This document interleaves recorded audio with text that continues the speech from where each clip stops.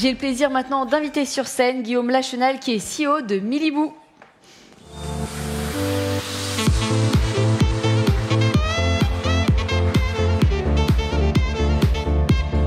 Je vous en prie. Bonjour Guillaume. Bonjour. Alors on va discuter ensemble de comment finalement puiser dans le potentiel de l'entreprise, mais aussi de ses équipes, dans un contexte économique quand même assez tendu pour aller chercher de nouveaux leviers de croissance. Oui, absolument. Alors pour ceux qui ne connaissent pas Miliboo, un acteur de l'ameublement. Donc on fait partie de ces petits poissons qui sont nés dans le e-commerce sur un marché colossal qui fait de l'ordre de 15 milliards en France. Le petit poisson continue de grandir. Il continue de grandir malgré la crise et malgré le contexte économique difficile. C'est vrai que ça n'a pas été évident. Nous, on a passé l'année dernière a été douloureuse et cette année est bien meilleure.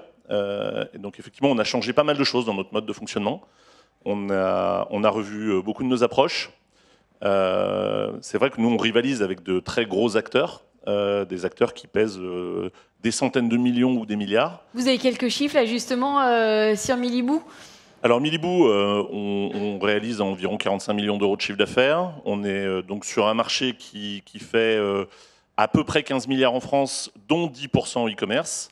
Et nous, dans notre activité, on est encore très e-commerçant. On est né e-commerçant et aujourd'hui, on déploie des boutiques en France, mais on a encore 80% de notre chiffre d'affaires qui est fait en ligne.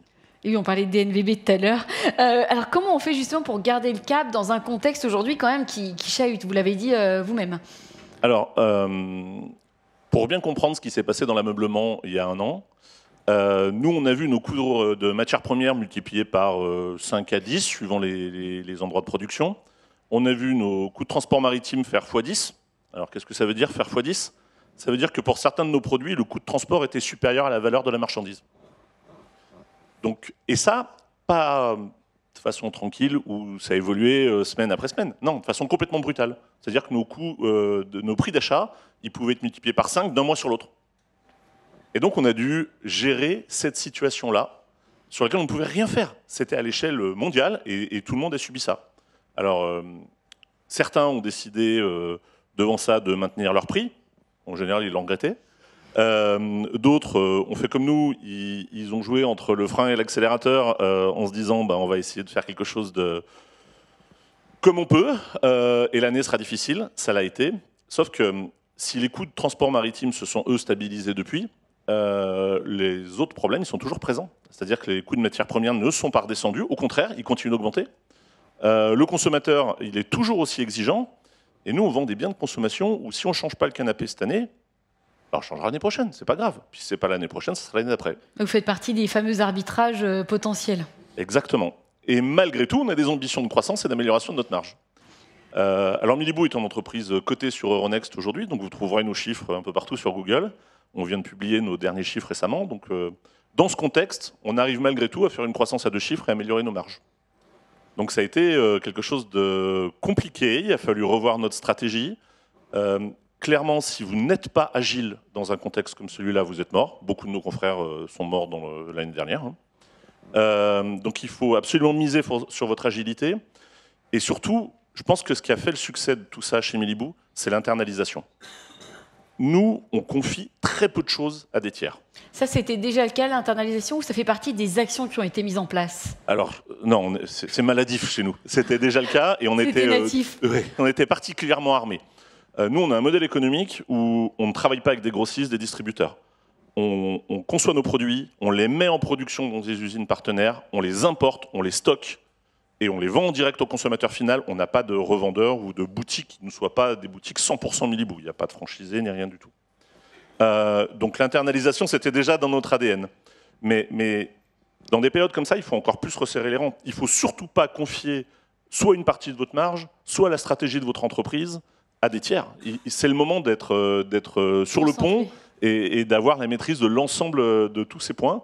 Donc c'est vrai que nous, ce qui nous a sauvés, c'est ça. C'est d'avoir en interne à peu près tous les métiers et d'être capable de reposer sur personne. Et ceux qui, dans notre environnement, reposaient trop sur des partenaires, en acquisition à tous les niveaux, en général, ça a été compliqué parce qu'ils n'avaient pas la réactivité ou pas l'expertise nécessaire pour des réactions rapides. Alors c'est peut-être une problématique différente, mais on le voit aussi sur tout ce qui est contexte green. On voit une tendance à internaliser pour être le plus possible dans la maîtrise de ce qui se passe, en fait. Vous, quelles sont les actions concrètes qui ont été mises en place? Alors, globalement, on a dû revoir toute notre stratégie produit. C'est-à-dire que les produits qu'on achetait n'étaient plus les bons. Tout simplement parce que le consommateur, devant ce modèle-là, ce changement de modèle, lui, il a aussi adapté sa façon d'acheter. Donc, avant, il avait tendance. Nous, on est sur un produit qui est plutôt moyenne gamme, avec des matériaux nobles, du bois massif, du métal, etc. Mais le consommateur, quand il a dû arbitrer, il est allé sur des produits qui étaient beaucoup plus bas de gamme, y compris dans notre gamme. Donc, ce qu'il faut comprendre, c'est que nous, notre approvisionnement, il a une énorme inertie. Entre le moment où je passe une commande à mon usine et le moment où je reçois le produit dans mon entrepôt, s'il s'est passé 9 mois, c'est que je m'en suis bien sorti. Donc, on a dû prendre cette vague, on a dû l'absorber, mais parallèlement à cette vague, on a dû revoir énormément de points, comme par exemple toute la stratégie d'approvisionnement. Donc, toutes les réunions SNOP qu'on avait l'habitude de faire, on en a revu la forme. On a dû aller chercher des produits différents en urgence. On a dû revoir nos emballages, maximiser notre capacité de chargement dans un conteneur, par exemple. On a dû revoir certains matériaux, des matériaux qui étaient devenus inabordables. On ne pouvait plus fabriquer notre produit avec ce matériel-là, il fallait en acheter un autre.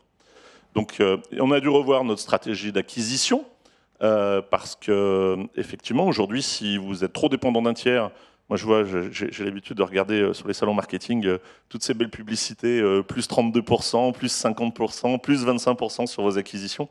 C'est merveilleux. Moi, à plusieurs dizaines de millions de chiffres d'affaires, si quelqu'un est capable de me proposer plus 30%, je signe tout de suite. Il faut aller au salon de l'innovation juste après. Mais effectivement, vous êtes obligé de revoir toute votre politique d'acquisition et la façon dont vous travaillez. Alors nous, on avait de la chance dans cet environnement, c'est qu'on a fait rentrer un actionnaire significatif dans notre capital il y a un petit peu plus d'un an, qui est le groupe M6, qui nous a beaucoup aidé à travers les campagnes d'acquisition sur les chaînes de son réseau.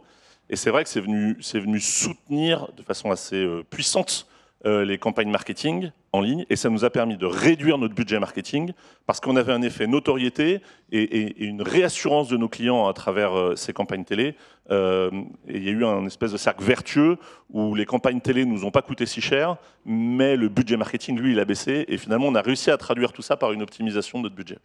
Alors finalement, là, de ce qu'on entend, vous êtes quand même dans une démarche assez aussi itérative de tests et d'innovation permanente, en fait. En fait, dans un contexte comme celui-là, si vous n'avez pas d'agilité et d'imagination, c'est extrêmement compliqué parce que le consommateur, il est volatile. Il décide très très vite.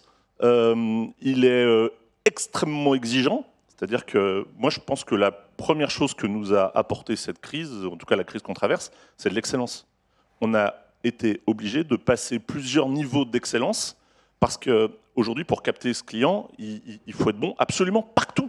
Il faut être bon en produit, en logistique, en prix, en livraison, en service client. Si vous avez la moindre faille, le client vous échappe. Donc c'est vrai qu'il faut aller tester, essayer.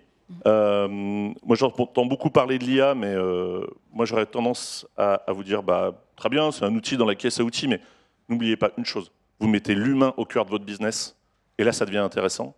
Donc je ne dis pas qu'il faut se passer de l'IA, je dis qu'il ne faut surtout pas oublier l'humain et croire une seule seconde que l'IA va remplacer l'humain. La force de Miliboo, c'est ses équipes, c'est leur réactivité, c'est leur intelligence. Mon job à moi, c'est d'embaucher des gens qui sont bien meilleurs que moi et de leur donner le pouvoir d'exercer leur talent. Et ça, ne le perdez pas de vue. Je pense que c'est de vos équipes que viendront les solutions dans ce genre de situation. Alors justement, comment cet ADN de créativité et d'innovation, vous l'encouragez au sein de vos équipes ? Alors nous, on a un modèle qui est, pour être franc, je ne sais pas à quel niveau il est pérenne dans notre croissance, mais c'est vrai que nous, on a un fonctionnement qui est très basé sur l'entrepreneuriat interne. On a plutôt des patrons de service qui sont, la réponse est dans la phrase, ce sont des patrons de service. Donc ils ont une mission, ils sont là, ils ont un budget, ils recrutent leurs équipes, ils sont très autonomes. Donc ça permet d'avoir des services qui sont très dynamiques. C'est un inconvénient, c'est qu'il faut arriver à faire travailler tous ces services ensemble correctement. Mais c'est vrai que nous, on a cette approche qui est un petit peu en silo. Donc on a des services individuellement qui sont très performants. Je pense que le challenge d'avenir de Miliboo pour les étapes suivantes, ça va être de gagner en interactivité dans ces services, mais c'est le modèle actuel en tout cas. Alors justement, vous me tendez la perche, finalement une dernière question.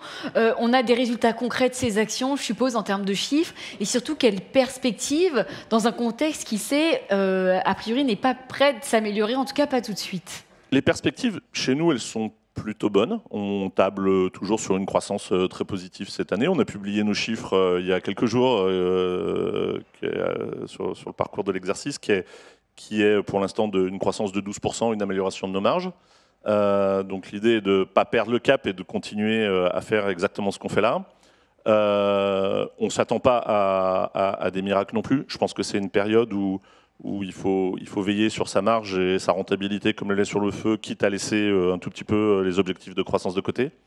Mais ça fonctionne plutôt bien et surtout, je pense qu'il faut travailler la pertinence de nos produits. Pour nous, c'est la clé, c'est d'avoir des produits de la meilleure qualité possible au meilleur prix et ça fait la différence sur le marché, je pense.